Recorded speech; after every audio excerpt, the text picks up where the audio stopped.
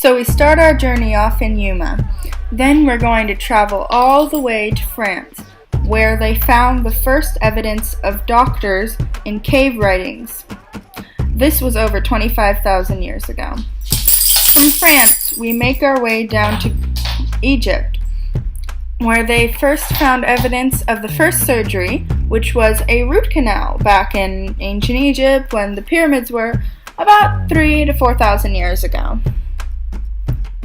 which was quite a marvel. From Cairo, we're going back up to Greece, where the Hippocratic Oath was invented about 1,500 years ago.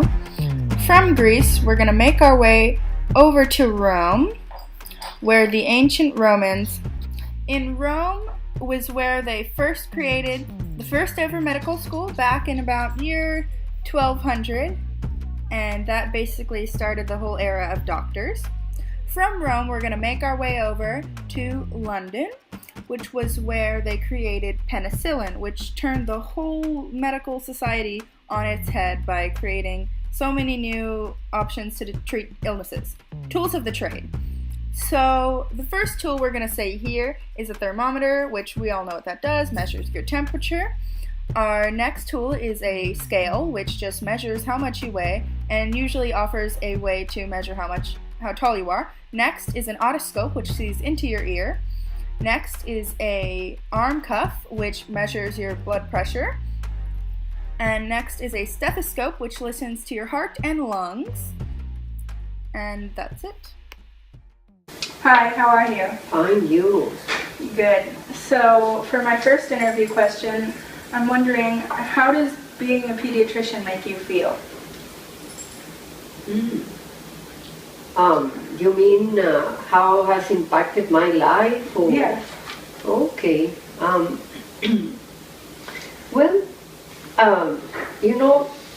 from the point of view of treating kids, makes you very happy most of the time because kids are full of life, basically no complications, and makes you feel happy all the time, and they cheer you up with their jokes and everything.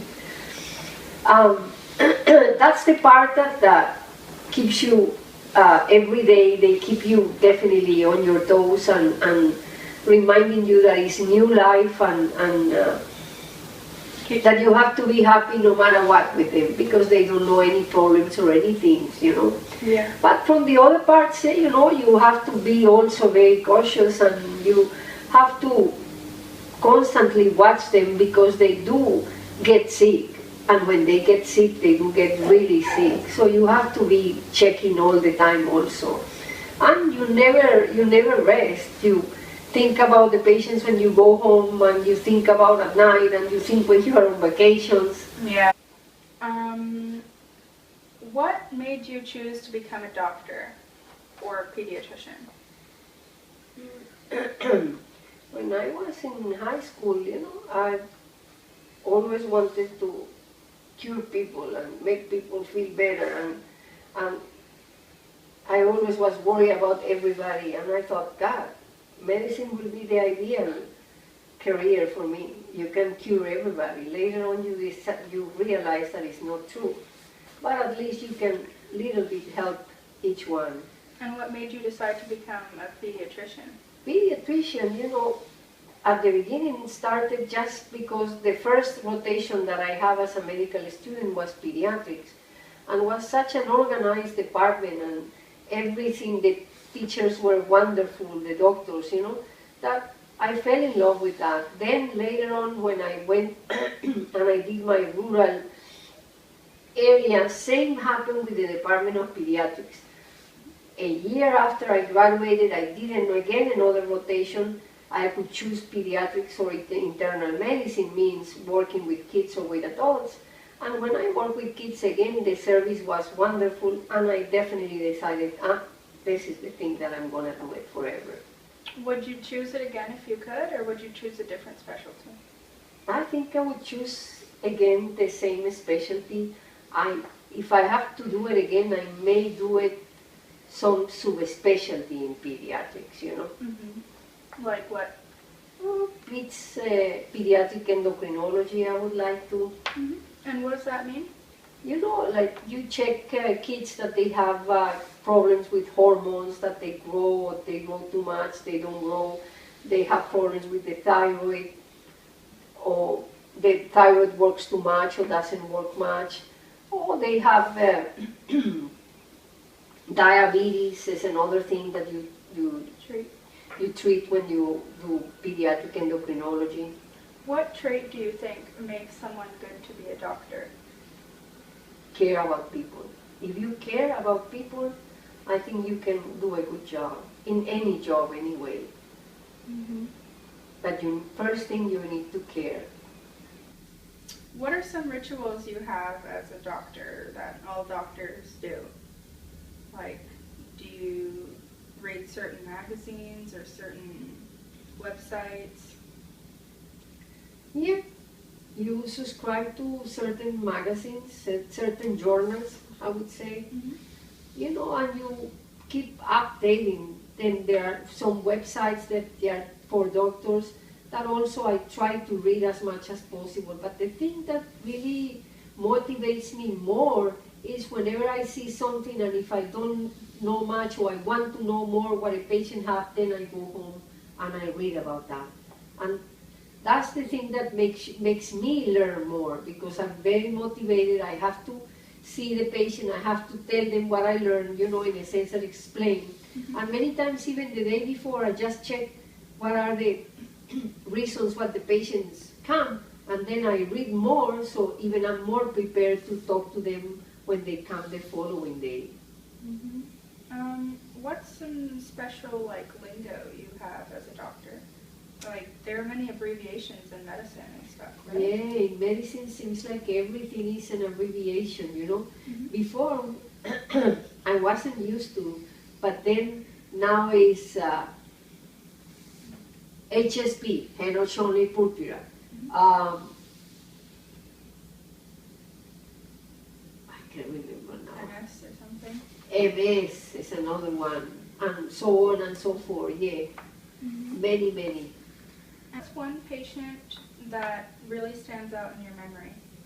You know, there are many patients that stands out, but just lately one. And with that, I can tell you the importance of paying attention to people, you know. Mm-hmm. Sometimes you just, because a person comes with 100 complaints, you have the tendency not to pay attention much and just ignore. And I remember 3 weeks ago came a patient with hundreds of, not hundreds, but at least 15 complaints, you know, and headache, and abdominal pain, and tired, and full of energy and moving a lot, and eating a lot, and sweating, and abdominal pain, and so on and so forth, and headache and everything. To the point that I was thinking, God, is she going to have another complaint? Mm-hmm. And I wrote, I think maybe 15 or 20 complaints, which is pretty unusual. Mm-hmm. But then, as soon as I started checking the patient, I realized what's going on with her. Mm-hmm. She had a thyroid problem, and probably that thyroid problem was the cause of all these symptoms. And if I didn't take the time, and if we just ignore what she told me, and not checking her, just taking her like it was just a complainer, I wouldn't have done a job.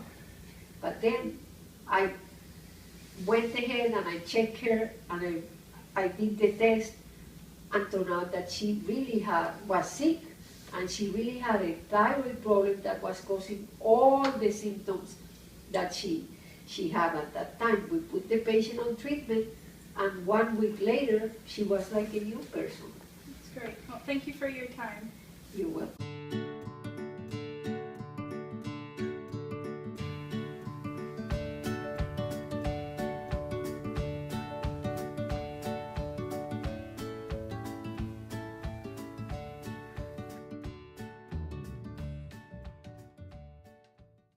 Everyone has their own individual reasons for becoming a doctor. Many people have a misconception about doctors, thinking that they're just all in it for the money, but really, most of them really want to make the world a better place than the world they came into. And they want to help people figure out what's wrong with them and make them feel better.